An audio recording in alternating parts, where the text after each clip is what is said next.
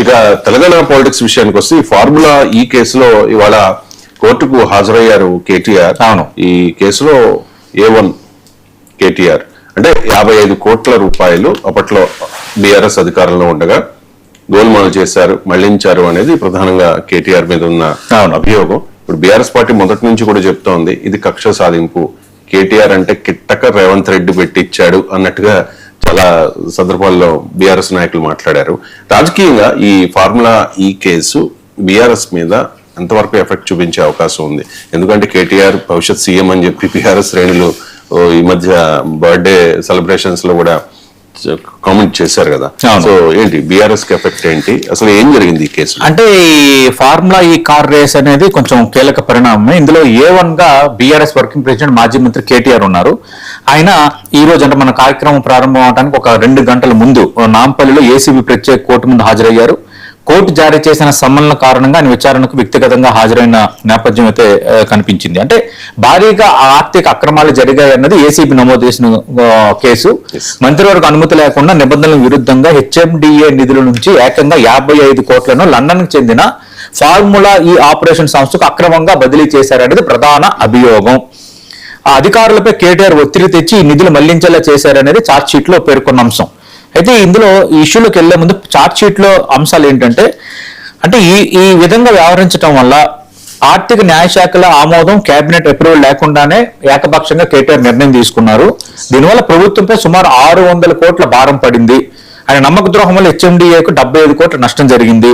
ప్రతిఫలంగా బీఆర్ఎస్ కు 44 కోట్ల భారీ విరాళాలు వచ్చాయి. ఇది కిట్ ప్రోకో కేసు అంటే ఒక 77 పేజీల ఛార్జ్ షీట్ లో కేటీఆర్ తో సహా 5గురిపై ఏసీబీ అభియోగాలు జారీ చేసింది. 14 మంది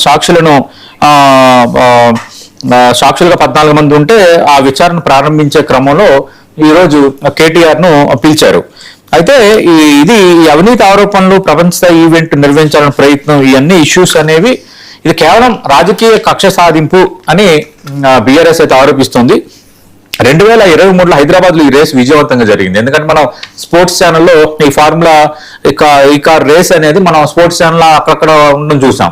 కానీ అలాంటిగా హైదరాబాద్ లాంటి నగరానికి రావటం అనేది ఒక రకంగా హైదరాబాద్ కి సంబంధించిన అంతర్జాతీయ ఖ్యాతిని కొంత పెంచేదే. ఇది హైదరాబాద్ ఇమేజ్ ను, బ్రాండ్ ఇమేజ్ ను పెంచడానికి ఉపయుక్తం అయ్యేదే.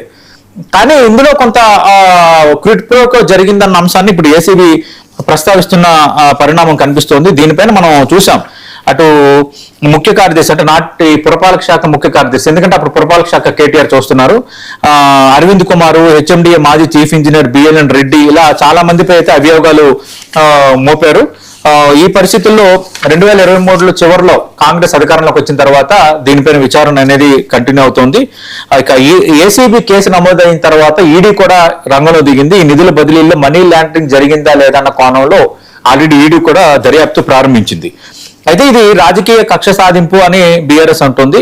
ఇప్పుడు తెలంగాణ రాజకీయాలను అయితే ఇది హాట్ టాపిక్ గా మారింది.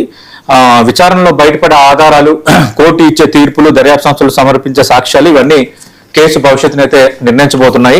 కేటీఆర్ మీడియా సమావేశం కూడా ఉంది కాబట్టి కేటీఆర్ దీనిపైన ఎలాంటి వివరణ ఇవ్వబోతున్నారు అనేది కూడా ఆసక్తికరం. గతంలో కూడా విచారణకు హాజరయ్యారు, ఇప్పుడు కూడా విచారణకు హాజరవుతున్న క్రమంలో నిజంగా హైదరాబాద్ ఇమేజ్ పెంచడానికి మేము చేసిన ప్రయత్నం అని బీఆర్ఎస్ అంటోంది. క్విడ్ ప్రోకో జరిగిందని కొన్ని అంశాలను ఏసీబీ ఛార్జ్ షీట్ లో పొందుపరిచింది. కాబట్టి ఇది ఫైనల్ కన్క్లూజన్ పూర్తి స్థాయిలో వచ్చిన తర్వాత రేపొద్దున కోర్టులు ఏం తీర్పిస్తాయి, ఈడీ కూడా రంగంలో దిగింది కాబట్టి మనీ లాండరింగ్ జరిగిందా లేదన్న దానిపైన ఈడీ వెర్షన్ ఎలా ఉండబోతోంది అన్న నేపథ్యంలోనే ఈ కేసు భవిష్యత్తు, అలాగే కేటీఆర్ ఎంతవరకు ఇందులో ఇన్వాల్వ్ అయ్యారనేది తెలియబోతోంది. రైట్. ఇక